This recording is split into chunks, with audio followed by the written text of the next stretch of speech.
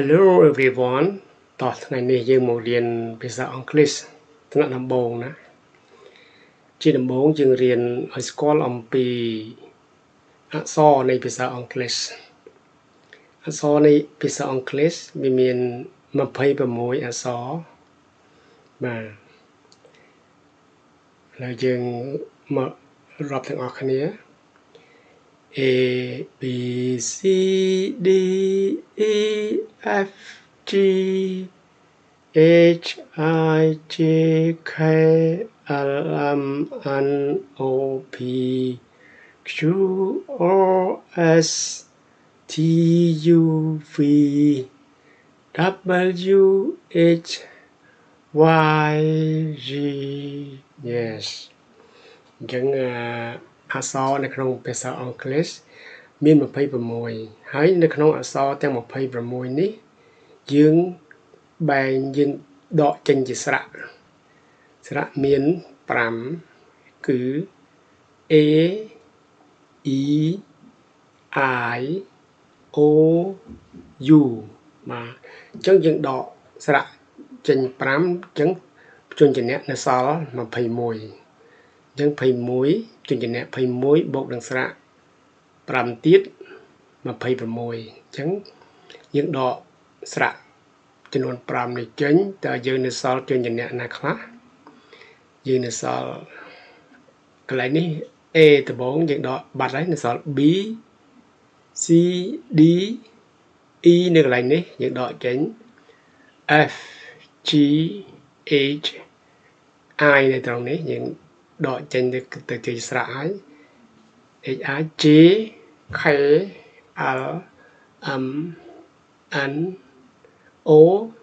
ជាស្រៈដែរយើងដកចេញនៅសល់ P Q R S T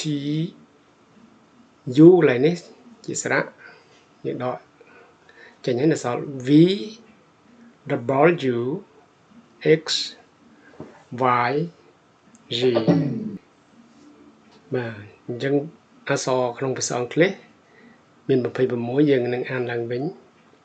នេះគឺអក្សរ A មាន A ធំនិង A តូចឧទាហរណ៍ Apple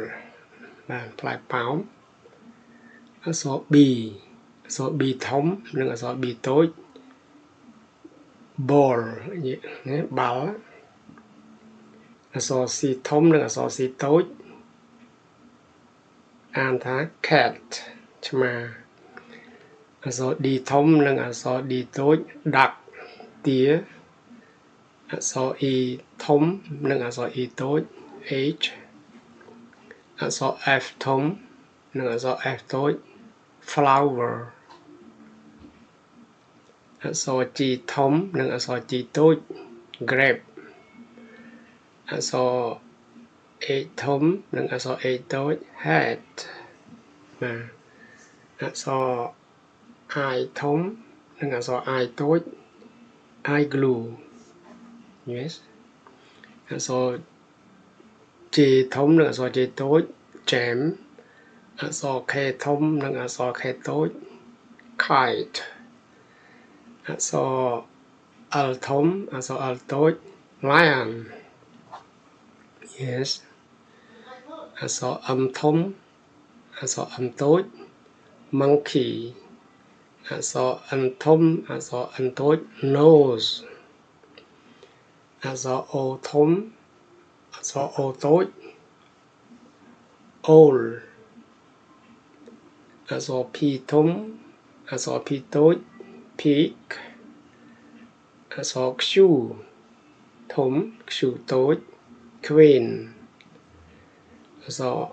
R ធំអក្សរ R តូច rose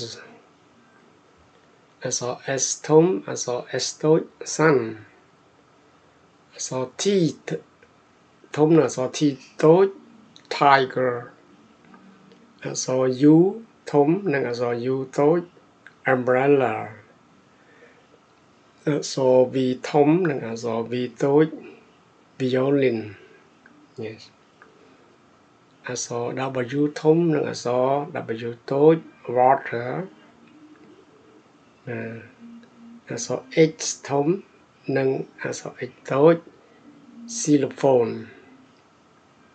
អក្សរ Y ធំអក្សរ Y តូច yo-yo អក្សរ Z ធំអក្សរ Z តូច zipper yes នៅក្នុងវីដេអូក្រោយខ្ញុំនឹងបង្ហាញអំពីអក្សរមួយថាមានសូរសំឡេងយ៉ាងម៉េចគេអានយ៉ាងម៉េចបាទសូមអរគុណ